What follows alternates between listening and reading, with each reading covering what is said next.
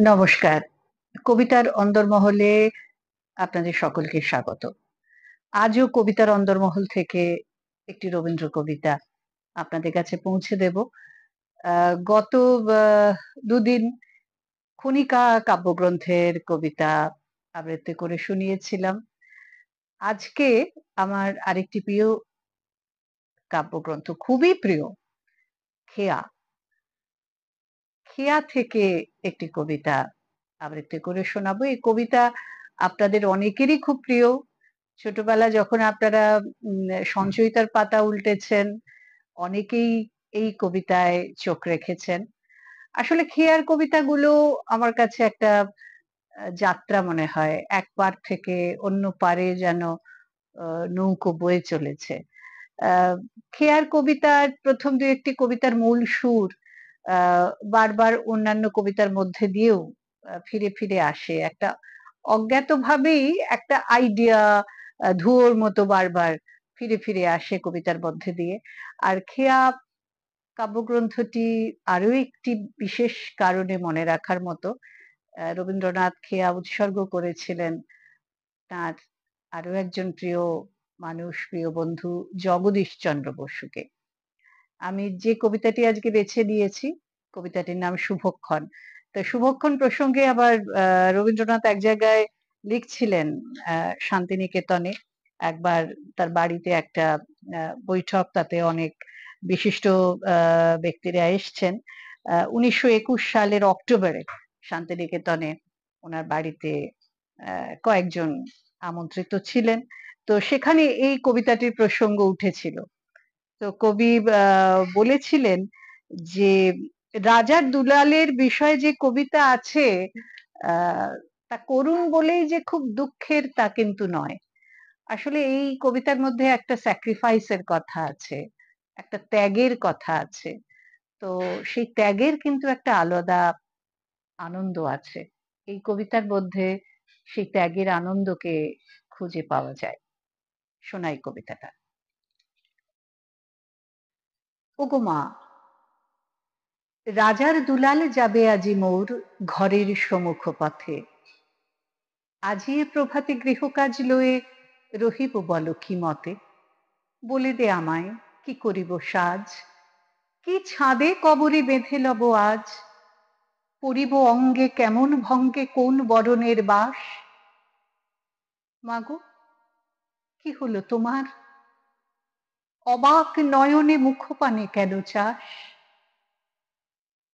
আমি দাঁড়াবো যেথায় বাতায়ন কোণে, সে চাবে না সেথা জানি তাহা মনে।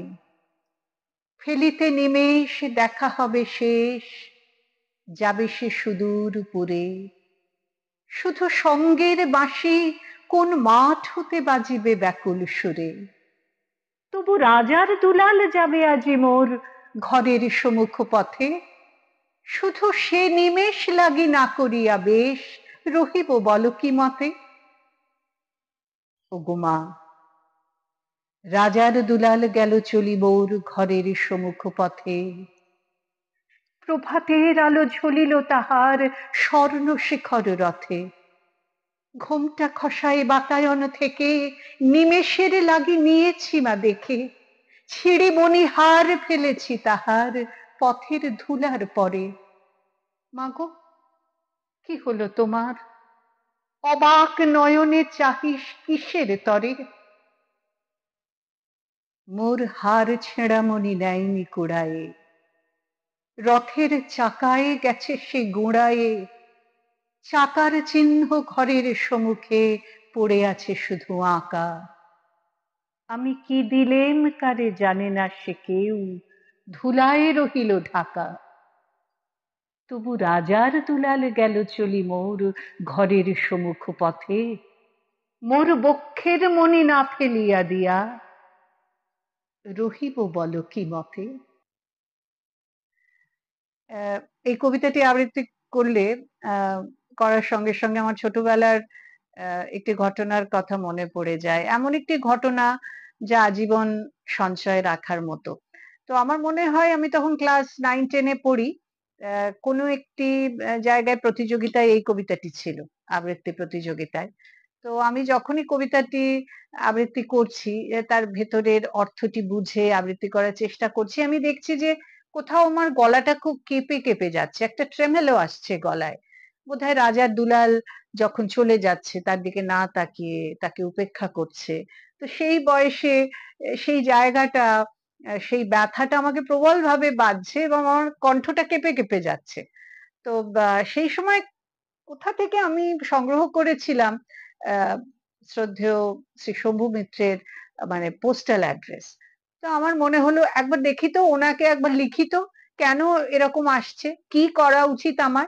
আসলে তখন এখনকার মতো তো আহ, আবৃত্তি চর্চা করার বা শেখার এত সংস্থা ছিল না, কারোর কাছে গিয়ে যে একটু পরামর্শ চাইবো বা তার কাছে আমি প্রশিক্ষণ নেব এমন কোনো সুযোগ ছিল না।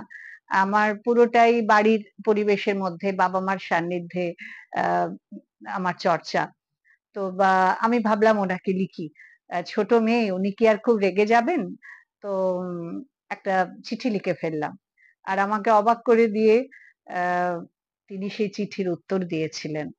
তো সেই আনন্দ এবং সেই যে সঞ্চয়, তা আমার আজীবনের সম্পদ, আমার পাথেয়।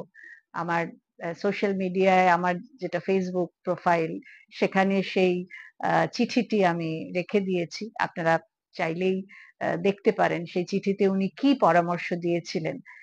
তো উনি লিখেছিলেন, কণ্ঠ কাঁপবে কি কাঁপবে না, তার উত্তর জীবনের কোনো কোনো সময় কণ্ঠ কাঁপে কিনা তার মধ্যে।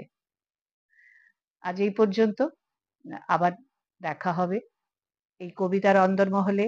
আমার ঘর থেকে কবিতা আবৃত্তি করে আপনাদের শোনাবো আগামী শনিবার। অবশ্যই আসবেন। নমস্কার।